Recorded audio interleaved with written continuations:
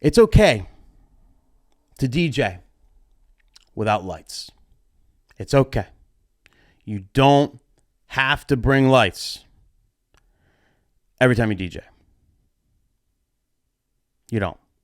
You could do a whole wedding without any lights. I honestly do it all the time. All the time. Here's where I'm getting at with this.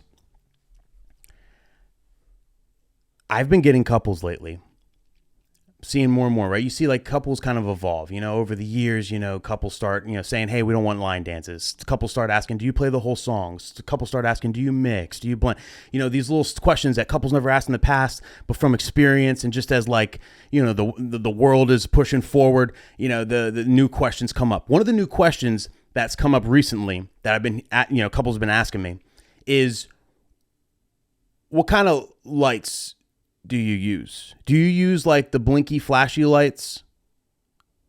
What kind of lights do you use? Why would anybody give a shit about what lights? You know what I mean? Like that, when I first got, I'm like, Chauvet 140 SR hybrids. I mean, they're pretty. And I'm like, wait, but you don't know what that is. And like, it caught me off guard. I'm like, well, you want to know the model name? I don't know what the. I got my up lights are they're Chinese, but they're great. And they're. When I dug a little deeper, and I've had multiple conversations with multiple couples, and it all stems to the same root cause, right? They go to an event somewhere, whether it's a wedding or whatever it is. They go somewhere, and there's a DJ, and the DJ has what you would call Spencer Gift looking kind of lights. But they're not, and I'm not saying like they're Spencer Gift price lights. There's lights that are decent money that can appear to kind of look like, like Spencer Gifty kind of lights. The Gig Bar is a great example, the Swarm FX, the Chauvet Swarm FX, things like that, combo lights with like lasers and it does the dots and the thing, all that. I think they're starting to get a bad rap because people are seeing the difference. I think there's a lot of DJs now out there that are doing really good light production. So the contrast is becoming a little more stark when it comes to using a more like kind of set it and forget it light setup, not controlled at all, auto mode. You just kind of throw it out there, but you got some dance floor lights. And I don't care how you use it. You're supposed to shine on the ceiling. You don't want to shine on anybody's face, yada, yada, right? Even if you do all that correctly, there's still like, it can come off as like not elegant. Like if you're in like a nice place and you just got these lights, it just looks like almost like a frat party kind of lights. But a lot of you are gonna get mad at me. A lot of you are probably watching like I use those. Like what like what do you want, Nick? Like I don't have all this money to buy these expensive lights, right? And I get that. My point of this is don't be afraid not to use lights. Like in my opinion, I think you're better off not using lights at all than using those. I think you're better off waiting, saving your money, and getting legit lights.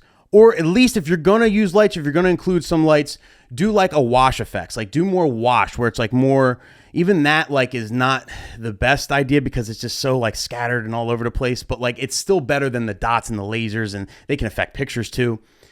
But I think if I was going to start all over again, right? If I was going to start DJing, I would literally just DJ every party without lights. Say, oh, right now I don't offer any lights, but I just offer these mixes.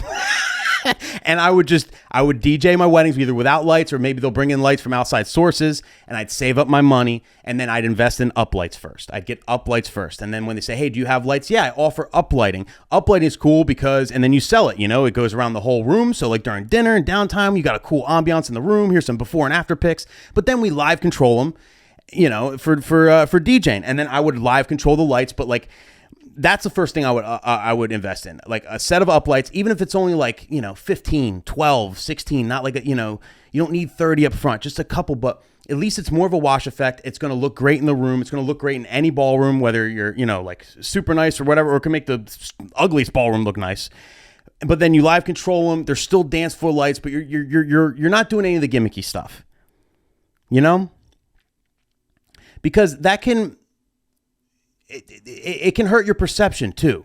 I'm telling you, you don't have to be a DJ to look and just be like, that reminds me of like frat party lights. And then maybe you were a great DJ and you crushed your set, but they just kind of thought you were more that, they didn't come up and ask for a card because it just, the whole setup, the whole vibe was just kind of like, You know, not to say like that. I think performance is everything. I think it doesn't matter what you look like what your setup looks like. If you crush it, you crush it, and that's it.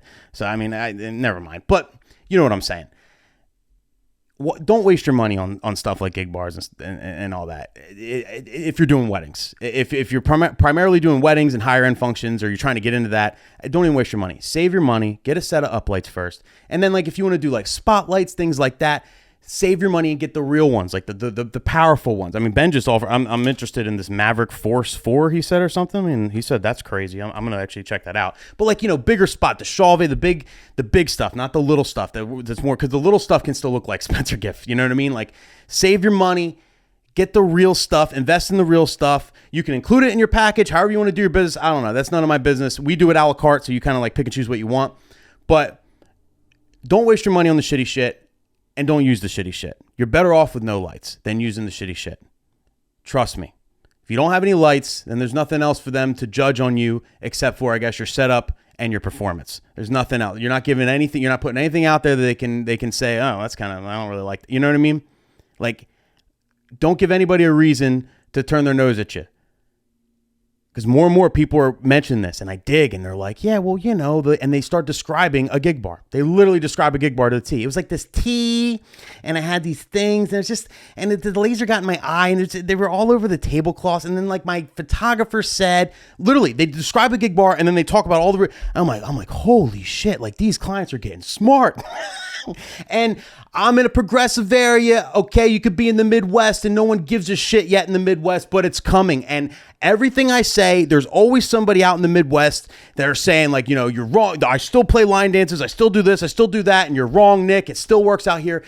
But if you go ahead of try and get ahead of the ball, get the cool lights, and then that's your competitive advantage because every other DJ in your area doesn't use the cool lights, or doesn't use like the higher end or like the better, just uplighting in general, be ahead of the game. You'll crush your market. I would have a blast in like a market that only had like 2 DJs and they've like been around forever and it's kind of like just like kind of old. So like those are the best because there's no competition. Just shine, man. Just like take the advice of what we're doing on the East Coast, where it's like the most crazy DJ market ever, the most compatible. Like and we have Mike Walter and Elite Entertainment. We got Posh DJs and DJ Bar in New Jersey. We got you name it. Like almost like there's so many good DJs in my area. The competition is crazy. So don't get offended by my advice. Just give it some thought. Trust me. Bring my advice to your market. And I think it could really help you get ahead of the game. You could be a trendsetter in your market doing some of these little things and really get ahead of the game and crush it out there. Like I think just being in a smaller market that like might be a little behind as far as like stuff I'm saying is just like a huge opportunity too. So I don't know. I'm rambling on. Don't sleep on it though, people.